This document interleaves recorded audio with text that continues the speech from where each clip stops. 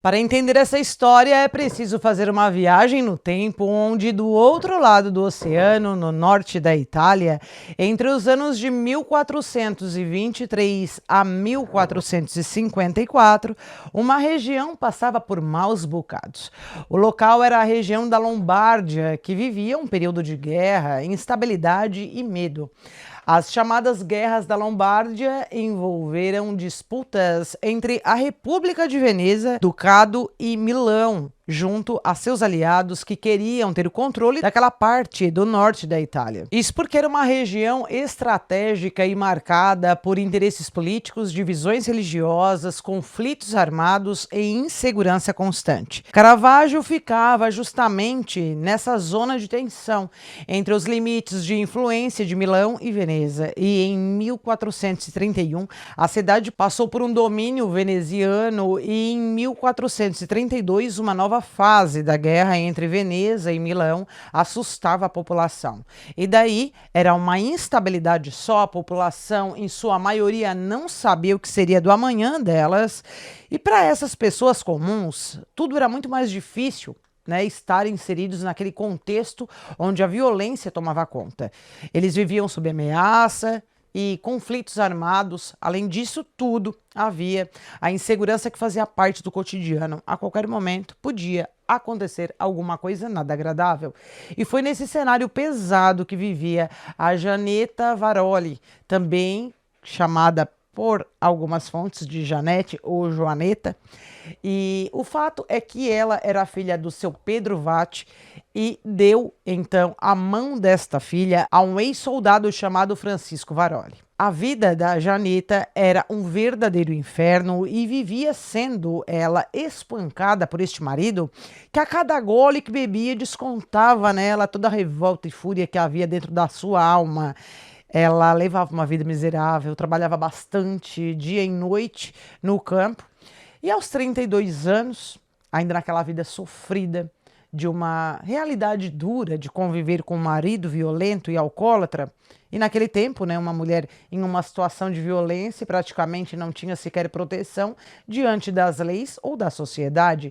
Então, muitas vezes, o que restava era suportar, rezar, né, para que tudo acabasse logo ou que houvesse um milagre. E se dentro de casa a vida da Janetta já era marcada por sofrimento, fora dela, então, o contexto da região tornava tudo aquilo muito mais angustiante. Foi então que, na segunda-feira do dia 26 de maio de 1432, por volta das 5 da tarde, enquanto ela estava trabalhando colhendo ervas em um campo chamado Mezzolengo, a cerca de 2 quilômetros de Caravaggio, estava essa mulher chorando e rezando ao mesmo tempo, perguntando o porquê de viver assim, até quando viveria, sendo humilhada e agredida. Segundo contam, foi assim que, em meio a lágrimas, que ela relatou que viu uma mulher linda, como se fosse uma rainha. Ela era iluminada e uma mulher perfeita, cheia de bondade. Essa aparição dessa mulher, no caso, teria dito para a Janetta que não tivesse medo e pediu para que a mulher camponesa se ajoelhasse para receber uma grande mensagem. Segundo Janetta contou, que essa aparição surgiu do nada e, iluminada como era, imaginou ser Nossa Senhora, Maria, a mãe de Jesus, e que essa aparição, então, veio anunciar a paz e pedir para que o povo voltasse a fazer penitências, jejuasse às sextas-feiras e fosse à igreja aos sábados à tarde, em agradecimento aos castigos afastados. Também teria pedido que naquele local fosse construída uma capela, e como sinal de origem divina da aparição, segundo a tradição, ao lado do ponto onde estavam os pés dessa mulher, né, desta santa, brotou ali uma fonte de água límpida e abundante, onde até então sequer existia sinal de água. Janetta saiu correndo, contando sobre o que aconteceu, e logo as pessoas foram verificar se realmente brotou água. E, para surpresa de todos, ali estava a água que não faltava, cristalina, e a fonte passou a ser frequentada por pessoas que buscavam cura de alguma doença E logo, alguns fiéis passaram a ver o local como sagrado e recorriam até a fonte em busca de alívio, enquanto Janeta deixou de ser apenas uma camponesa anônima e passa a ser vista como porta-voz da mensagem de Nossa Senhora. Ela chegou a levar o recado às autoridades da época pedindo acordos de paz em nome da Virgem Maria e teria se apresentado a Marcos Seco, senhor de Caravaggio, também se apresentou ao Duque Filippo Maria Visconti, senhor de Milão, e também ao imperador do Oriente, João Paleólogo, que em um contexto ali de tentativa dela da aproximação entre a Igreja do Oriente com a Igreja de Roma. E nessas visitas, a Janeta levava consigo ânforas com água da fonte sagrada, e essas águas teriam sido associadas a curas extraordinárias, uma prova da veracidade da aparição da santa. A partir disso, o marido dela, Francisco, parou de beber e não a agredia mais. Onde a Janeta viu a Nossa Senhora, passou a ser construída pelos moradores uma pequena capela que acolhia cada vez mais fiéis a partir dali. Eram pessoas doentes que buscavam curas ou também fazer pedidos, né, para alguma coisa que buscavam para si. Logo, o local se transformou em um santuário da Santa Maria del Fonte, em Caravaggio, na Itália. E passados 20 anos da aparição, em 9 de abril de 1454, ocorreu a assinatura da Paz de Lodi, que colocou o fim no ciclo das guerras de Lombardia. E a partir daí, o norte da Itália entrou em um período de relativa estabilidade, né? E o fim da vida de Janeta não se tem registro, infelizmente, mas a importância dela sempre foi lembrada como uma mulher de fé e que alguns atribuíam a ela o nome de vidente de Nossa Senhora do Caravaggio, que ficou, inclusive, na memória do povo italiano que atravessou por décadas. A partir da segunda metade do século XIX, a Itália, que já tinha passado pelo processo de unificação, mas que, para a população simples, especialmente para quem vivia no campo, a vida continuava difícil. E havia falta de terra, uma pobreza extrema, impostos, crises na agricultura, pouca oportunidade, uma sensação constante que o futuro não estava mais ali. As propagandas do Brasil recém-descoberto oferecia, através de marketing, que as terras aqui eram férteis e havia um futuro para essas pessoas. Logo, muitos desses camponeses começaram a sonhar com um novo rumo. Eram famílias de agricultores, gente acostumada ao trabalho na terra, à religiosidade católica e às festas do padroeiro, as capelas pequenas, as promessas e as imagens dos santos dentro de casa. E a decisão de partir raramente era simples. Para muitas famílias, aquilo não era uma aventura, era um sonho.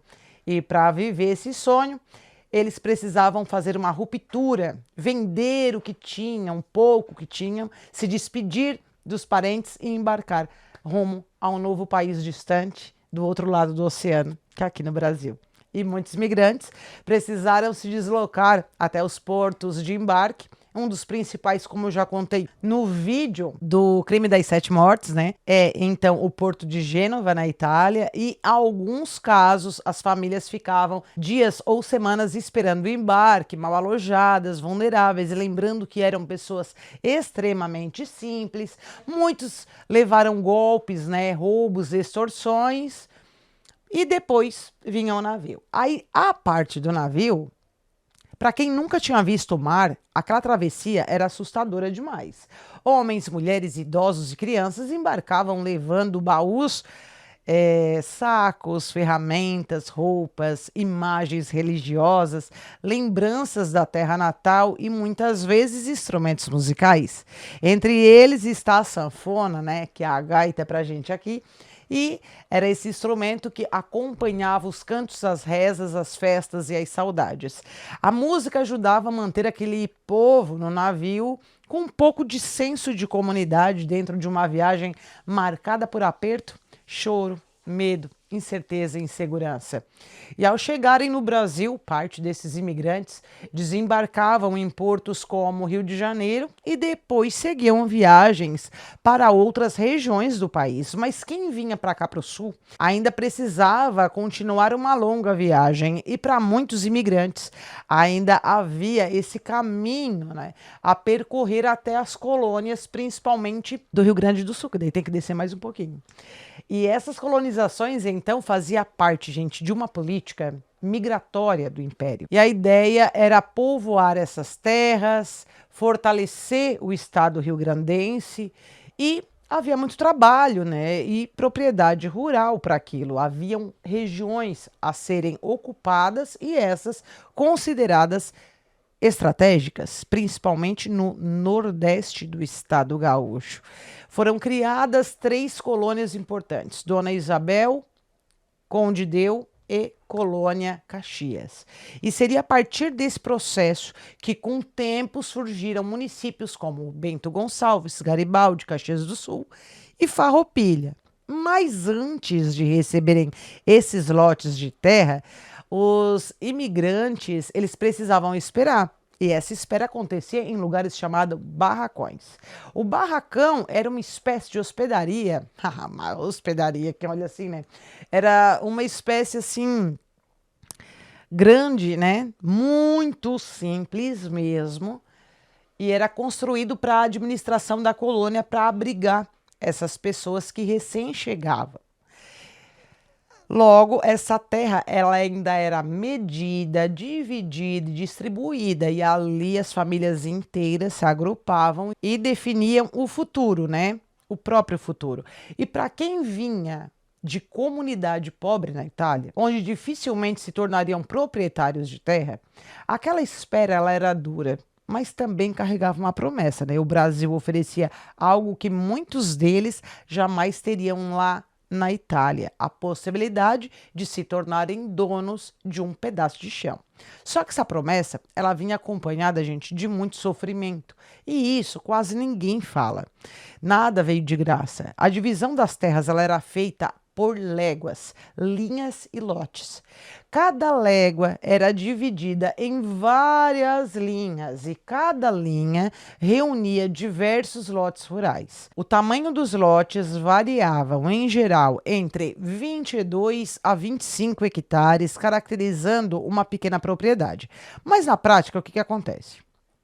Os mapas, eles nem sempre respeitavam os acidentes geográficos, né? O que eu quero dizer com isso? Tinha lote que era inundado, tinha outro que faltava água, havia uma dificuldade real nesses terrenos, tá? Então, alguns, digamos que tinha mais sorte. Na verdade, mais sorte não, né? Eles davam aquela parte melhor para quem eles queriam. Era isso na prática que acontecia. E os colonos, eles recebiam essa terra, mas eles precisavam enfrentar aquela mata. O frio, né, o isolamento, a falta de estrada, a distância dos centros urbanos e a necessidade de construir tudo praticamente do zero.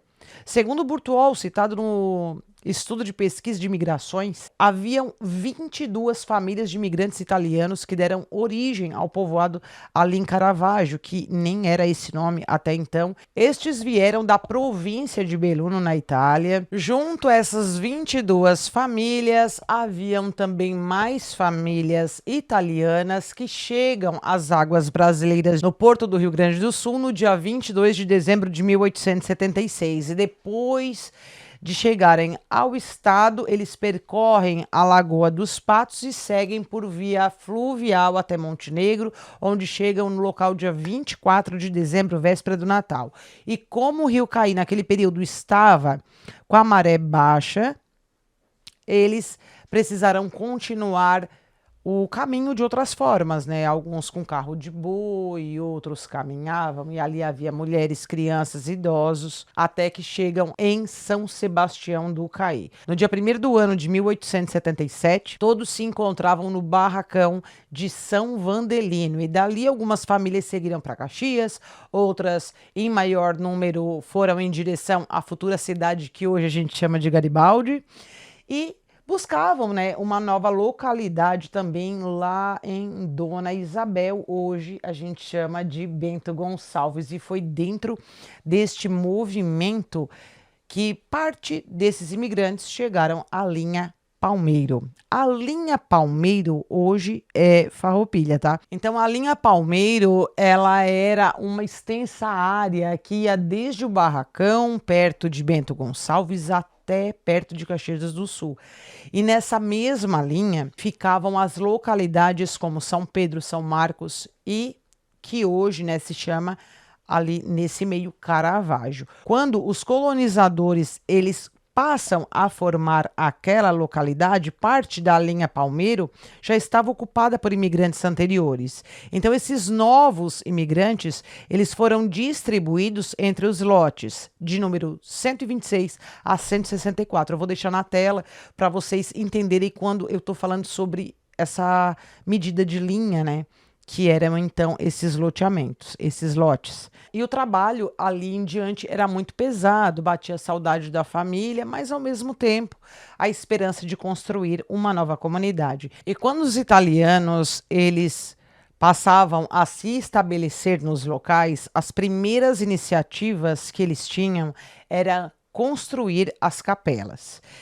Ali na linha Palmeiro, a comunidade, essas 22 famílias italianas, eles passam em 1879 a construir o primeiro oratório. Era uma pequena casa de Deus, localizada pelo documento que informa, né? Era na linha 138, que é a linha Palmeiro, em uma área predominantemente agrícola, e depois essa primeira capelinha já não era mais suficiente. Então, eles, em devoção, né, vão conseguindo cada vez mais fiéis e percebem que precisava aumentar. Logo, os moradores se reúnem para erguer uma igreja nova naquela localidade. Só que essa construção, daí ela é feita de alvenaria, com pedra que exigia bastante esforço manual dessas pessoas. Existem relatos de que os próprios moradores que trabalhavam nessas obras, né, eles puxavam essas pedras, trabalhando ali alguns em olaria, então havia todo um jeito para a produção desses materiais e cada família doava aquilo que podia, e assim eles foram construindo essa igreja que fica pronta em 1890, resultado da fé, gente, de uma fé absurda que essas pessoas tinham, dessas 22 famílias que se moveram em prol dessa igreja. Mas havia uma dúvida entre eles: qual santo seria o padroeiro daquela comunidade? E não havia um consenso. Por quê? Porque uns queriam Santo Antônio, mas daí o Santo Antônio já era o padroeiro da cidade vizinha, né, que é a atual Bento Gonçalves. E outro queria a Nossa Senhora de Loreto, mas aí não tinha imagem dela. Então, havia esse problema financeiro, né? As pessoas muito simples, e aí eles reuniram, tá, então vamos juntar aqui um dinheiro, e quando a gente for comprar ou vender algum mantimento na cidade, a gente tenta procurar a Nossa Senhora de Loreto. Mas enquanto não havia imagem para compor o altar da igreja, o seu Natal Fauro, que é um dos líderes da comunidade na época, ele disse que tinha um quadro da Nossa Senhora do Caravaggio, que era da família dele, que trouxeram então da Itália. E ele cederia aquela imagem até comprarem a imagem da Nossa Senhora de Loreto. E lembrando, gente, que nessa época não era assim uma imagem de escultura, tá? Era a imagem de uma fotografia, de uma obra de arte, assim que funcionava. Então aquele quadro ele é colocado na igreja. E aí nesse meio tempo de espera até irem comprar o mantimento, crianças daquelas 22 famílias acabam adentrando o mato e se perde no mato. Quem que disse que achava mais as crianças? Elas somem, elas desaparecem, ninguém achava mais. O pânico tomou conta daquelas pessoas, daquelas famílias, estavam completamente desesperados. Foi então que os religiosos fazem uma promessa à Nossa Senhora do Caravaggio, que se as crianças aparecessem, ela seria a padroeira daquela localidade. E acredite ou não, as crianças rapidamente foram encontradas. Então não havia mais dúvida ali para os moradores que a padroeira local seria Nossa Senhora do Caravaggio. E logo essa fé foi passada de geração em geração. E aí décadas depois, Depois, em 1934, moradores de núcleos como Nova Vicenta, Nova Milano, Vila Jansen e Nova Sardenha passaram a reivindicar a autonomia política. Uma comitiva liderada por Ângelo Antonello levou o pedido ao interventor José Antônio Flores da Cunha em 11 de dezembro de 1934 e pelo decreto foi criado oficialmente o município de Farroupilha. E o nome fazia referência ao cenário da Revolução Farroupilha, que seria lembrado no ano seguinte, em 1935. E assim uma cidade nascia da imigração italiana que recebeu um nome ligado à história política do Rio Grande do Sul, e a linha Palmeiro, então, ficava a igreja dedicada a Nossa Senhora do Caravaggio, que passa a ser conhecida pelo próprio nome. Nossa Senhora do Caravaggio até hoje é conhecido o local assim. E Caravaggio era descrita como uma localidade na época pacata, né? Acesso difícil, estrada de chão, com devoção ainda muito ligada pelos moradores locais, e os visitantes, pessoal dos outros municípios também iam naquelas celebrações, né? Eles passam a frequentar bastante aquela igreja da Nossa Senhora do Caravaggio. Lá havia sempre um agrupamento para orações, e lembrando que era uma época que não tinha padre assim com tanta facilidade. O povo mesmo que fazia o terço fazia ali algumas missas, né? Claro que não sendo realizada por um padre, mas por alguém da comunidade muito preparada. Foi a partir de 1942 que chega o padre Teodoro Portolan, que encontrou aquela comunidade já muito católica, muito devota à Nossa Senhora do Caravaggio, e ele, inclusive, que vai incentivando as pessoas a fazer peregrinações para aquela igreja. E aí, em 1945, um guri chamado Tiziano Benjamin, ele que passa a fazer o projeto do santuário, além da igreja, então, que foi construída pelos imigrantes, ele com o padre passam a fazer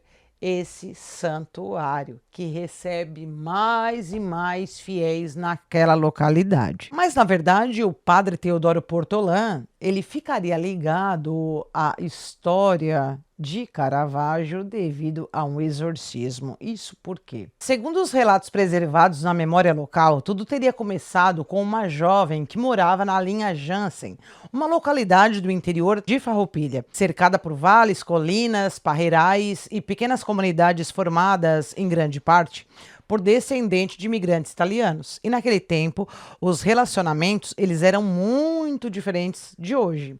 As famílias tinham um peso enorme nas escolhas dos filhos, e muitos casamentos eles eram incentivados ou orientados pelos pais, especialmente quando uma família conhecia bem a outra, né? Então, devido àquela amizade antiga, de anos, a confiança, a proximidade religiosa também, ou até uma origem comum ligado à mesma região que vieram da Itália, era fundamental para a escolha do casamento daquela filha. Então, era um compromisso firmado entre as famílias. Aí envolvia, assim, a honra, a reputação, né? A pessoa deu a palavra, tá dada. Havia fé, tradição naquilo ali e pertencimento à comunidade. E no caso dessa guria, o que eles contam é que ela trabalhava na agricultura junto com a família, era descendente de italianos, e que por volta da década de 40, ela ficou noiva de um guri daquela região, também descendente de italiano. E eles, então, noivaram dentro dos costumes da época, né? Sendo supervisionado, era algo muito formal, pouco contato físico, e cercados pelas expectativas das famílias. E havia ali um problema, essa guria não gostava dele de jeito nenhum, e com o tempo ela vai descobrindo que nutria um sentimento não pelo noivo, mas sim por outro guri da região. E quanto mais os dias passavam, mais pesado ficava para ela imaginar que passaria o resto da vida com alguém que ela não suportava. A ideia daquele casamento começou a se transformar numa angústia. Até que, em determinado momento, ela toma coragem, enfrenta a família e rompe aquele noivado na frente das pessoas, né? Porque tudo era assim. Eles não tinham uma privacidade para conversar sozinhos. Então, ela diz o seguinte para esse noivo, que ela seguiria a vida dela a partir dali com outro homem que ela amava e não com ele. Então ela não se casaria com ele. Aquelas palavras que o noivo ouviu causou um impacto tão profundo que para ele perder a noiva daquela forma não era apenas uma tristeza amorosa. Dentro daquela lógica social rígida, também podia ser visto como uma vergonha, uma humilhação, uma desonra diante da comunidade que já sabia que eles eram noivos. Agora, segundo a tradição oral desse caso, tomado pela raiva, aquele noivo teria lançado palavras duras contra ela. E ele disse publicamente que ela seria uma infeliz e que no dia que ela se casasse com outro homem, a vida dela mudaria completamente dali em diante. E naquele primeiro momento, talvez as pessoas que ouviram aquilo interpretaram que a fala dele teria sido uma explosão de mágoa, né? Algo errado, claro, de se falar, mas, né, ele estava envergonhado e o orgulho da pessoa foi por água abaixo. Mas a vida então seguiu e nos primeiros dias o clima pesado entre as famílias predominou, mas com o tempo tudo se ajeitava, ao menos é o que se acreditava. Essa guria passa a namorar então o guri que ela dizia amar.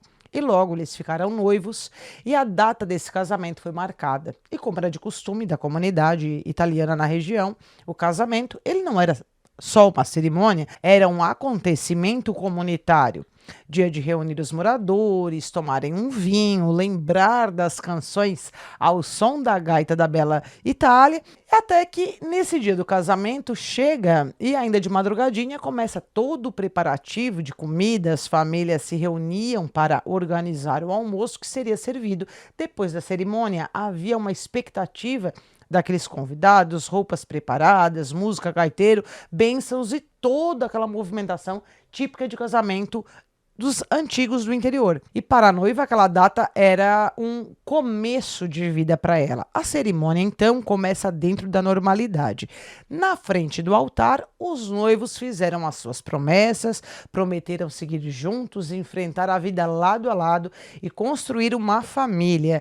Mas, segundo a história contada na região, o clima mudou justamente no momento em que a celebração chegava ao fim, quando o padre diz: pode beijar a noiva? E aí o noivo, né, muito educado, muito maravilhoso, deu um beijo na testa da noiva e depois os dois viram para os convidados. E então, assim que descem o degrau do altar, foi o momento que o pânico se instalou. A noiva caiu no chão e começou a convulsionar. A festa que até há poucos momentos antes era marcada pela alegria, música e emoção, foi tomada por gritos, medo, confusão. Ninguém entendia o que estava acontecendo ali. A noiva caída diante dos familiares, dos convidados e da comunidade era amparada, eles tentavam contê-la para que ela não se machucasse ainda mais. Rapidamente ela foi levada para a casa de uma família que morava próximo da igreja lá da comunidade Jansen. Alguns dizem que aquela crise que ela dava parecia ser convulsiva e que se estabilizou durante o decorrer do dia. Havia momentos em que ela dormia, daí acordava, ficava fora de si, tendo outra crise, necessitando de ajuda para voltar aos sentidos. Então não havia mais comemoração naquela data, porque o clima era de tensão sufocante. Com o passar dos dias, a situação não voltou ao normal, muito pelo contrário. Ela começa a agir de uma forma muito diferente, que até então todo mundo a conhecia. A personalidade parece que mudou drasticamente e vieram pesadelos fortes. Noites eram interrompidas a gritos, choros repentinos e uma crise de pânico.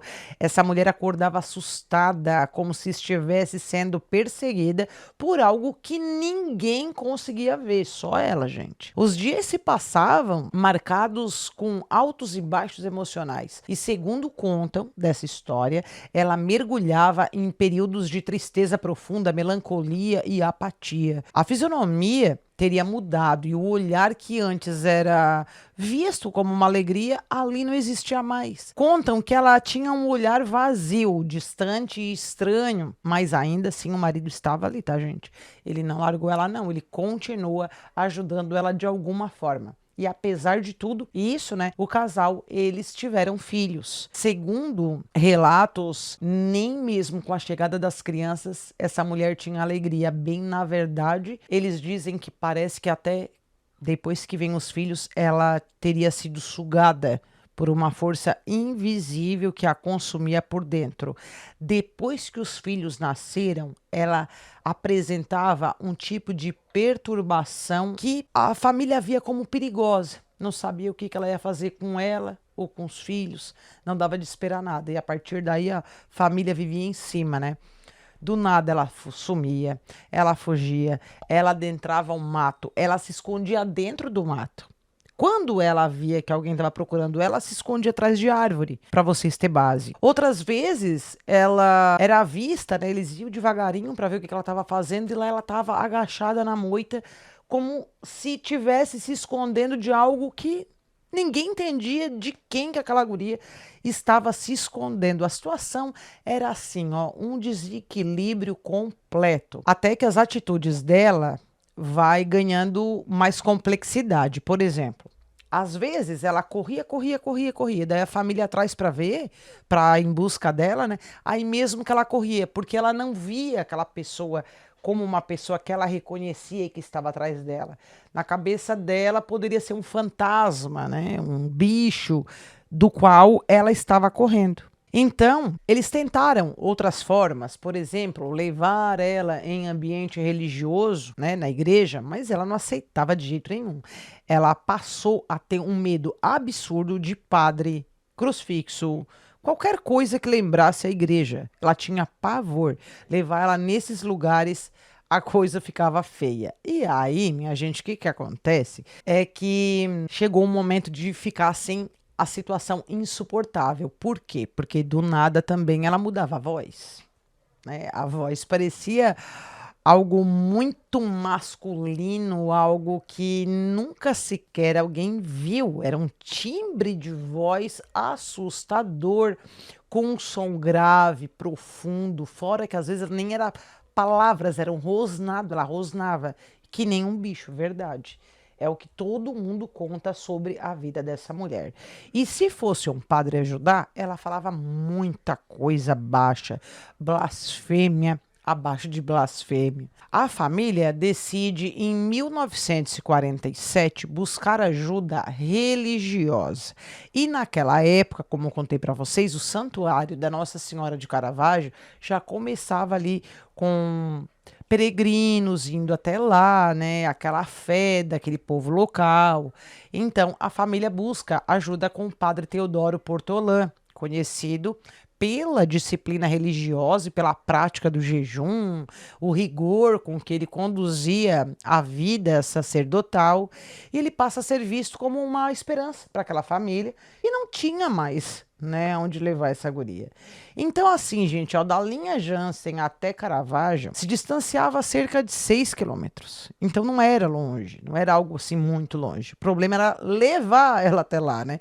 Esse trajeto que era difícil, porque era em meio a mato. Então, tudo ali naquele momento já era perigoso. A alternativa foi colocá-la em cima de um cavalo para levar ela até o santuário. Só que para fazer esse trajeto, ela sozinha com mais uma pessoa não dava. Então vai familiar junto, vai marido, vai. Só de homem eles reúnem 5 homens numa espécie de procissão que eles chamaram de procissão do horror nesses 6 quilômetros, de tanto que foi incomodação. Ela não queria seguir viagem, ela não queria ir de jeito nenhum. Então, a todo tempo, ela tentava descer, ela tentava fugir. Embora tivesse gente junto, tinha que segurar ela à força. Teve momentos que sim, que ela conseguiu fugir, que ela conseguiu pular do cavalo, que ela entrou no meio do mato, que aqueles homens tiveram que pegar ela. E ainda com aquela magreza que ela estava, ela conseguia se desvencilhar, porque ela tinha uma força tremenda, que não dá para acreditar que 5 homens para conseguir com ela não era nada fácil.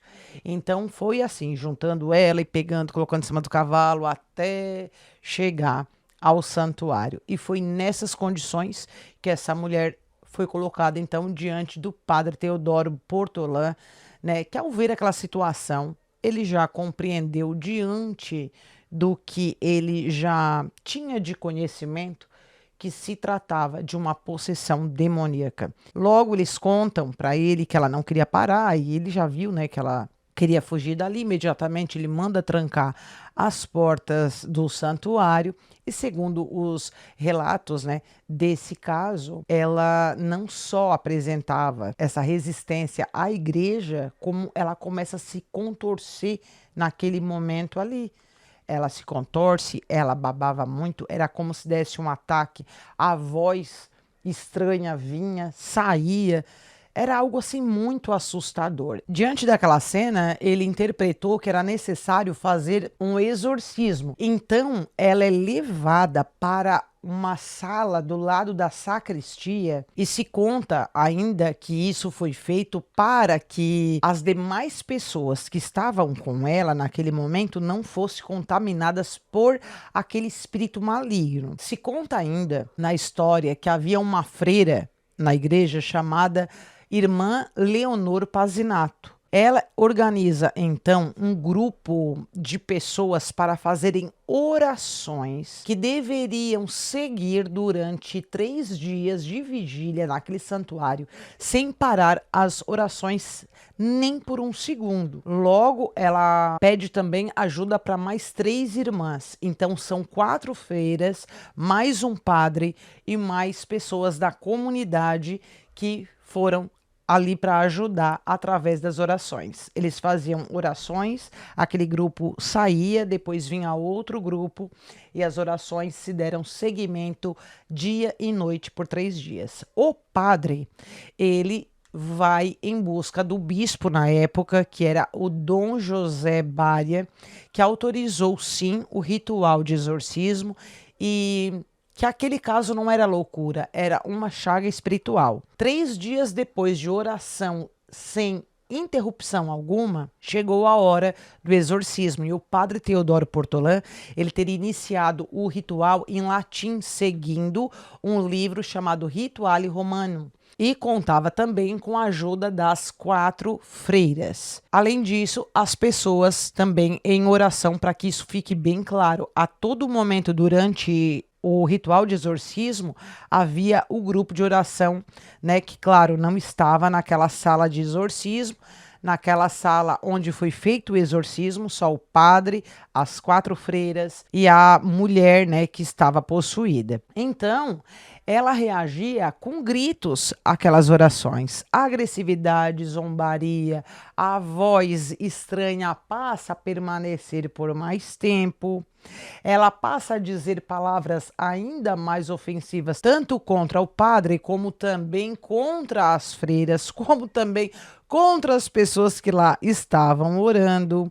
E essas narrativas falam também que ela começa a acusar e provocar essas pessoas. Para quê? Para desestabilizar todas elas emocionalmente que estavam ali participando do ritual. E como essa história ela foi contada de geração para geração, dizem que ela também começou a apontar, ó, fulano de tal fez tal coisa, outro fulano tem tal pecado. Logo, ela passa a direcionar esses pecados para as próprias freiras e também para os padres, mas nunca foi revelado de fato que pecados teriam sido esses, mas que ela sim falou. Tanto que uma das freiras passou mal diante daquelas acusações, né? E aí o clima teria ficado também pesado. Essa freira precisou sair daquela sala, permanecendo então o padre e as 3 freiras. A perturbação era tamanha que houve momentos de vômito. Horas ela se babava muito e não tinha mais controle do próprio corpo, fazendo necessidades na própria roupa. E depois de quase 8 horas contínuas, seguindo aquele rito que aquela mulher parecia estar prestes a morrer da fraqueza, ela volta a falar em voz normal. Quando ela acorda e dá por si que estava naquele local e que tinha gente rezando, ela diz, pelo amor de Deus, continua rezando, porque o espírito maligno ainda está aqui nessa sala. E nisso, ela aponta para próximo à janela. E essa janela, gente, ela era de grade de ferro e tinha vidro. Foi aí que o padre Teodoro, ele joga a água benta em direção a esse local que ela indicava, que ficava perto da janela que era de grade, né? Do lado da sacristia. E segundo eles contam, ouviram um barulho muito forte. Foi quando o vidro quebrou tudo, deu aquele estilhaço e, acredite ou não, gente, os ferros da janela se retorceram. E até hoje essa janela, ela continua no mesmo lugar e as grades de ferro estão deformadas porque eles preservam para provar o ocorrido. Naquele momento em que a janela se contorce, né, aquele ferro se contorce, o padre teria dito a ela: agora o diabo saiu pela janela, tu está liberta. E aí ele teria selado a sessão dizendo: livrai-nos de todo mal. E conforme contam a respeito dessa história, depois disso, essa mulher sai daquela sala normal, normal mesmo, como ela era até aquele bendito casamento. Em forma de agradecimento, ela passou a frequentar a igreja e tomava a comunhão de joelhos. Ela sempre agradecia pela graça que recebeu e dali em diante ela seguiu cuidando da família dela que constituiu. Esse fato ele foi documentado. A igreja mantém até hoje a identidade dessa mulher exorcizada em segredo, justamente para preservar a privacidade da família dela. Então o nome ele nunca foi revelado, embora esse exorcismo posteriormente, anos depois, né, ele foi reconhecido e registrado que aconteceu. Quanto ao padre Teodoro Portolã, ele permaneceu à frente da paróquia de Caravaggio até 1968. A sala onde ocorreu esse ritual ficou trancada por anos, onde foi guardado ali as vestes que o padre usou naquele dia, o livro com as orações Rituale Romanium, o crucifixo usado por ele, né, que existe lá e é tudo colocado assim dentro de um vidro porque ele usa, né, desse sacrifício contra ela, contra aquela possessão. Eles preservaram aquelas grades retorcidas, aquela janela continuou como sempre teve, ela nunca foi mexida dali e hoje ela é usada como prova de que aconteceu esse ritual. Décadas depois do ocorrido, esse mesmo santuário teve um outro exorcismo, tá, gente? Esse aí de 1947 não foi o único, teve outro realizado, porém conduzido pelo padre Fábio, com participação de Elton Piazza. E todo mundo comenta, né, mais sobre esse primeiro, talvez porque envolva a noiva, talvez pela questão da janela, a questão, né, do noivo ter rogado essa praga, então, ou talvez também, na época, a religiosidade era muito mais comentada. Mas enfim, a irmã Leonor Pazinato, ela é apontada como uma das principais testemunhas dessa história e o relato dela serviu como base para os registros posteriores, incluindo o livro Linha Palmeiro, publicado em 1994 pelo irmão Hermínio Daguinol. E a sala que foi usada para a realização do exorcismo ficou batizada como a sala, né, tem o nome lá, Livrai-nos de todo mal.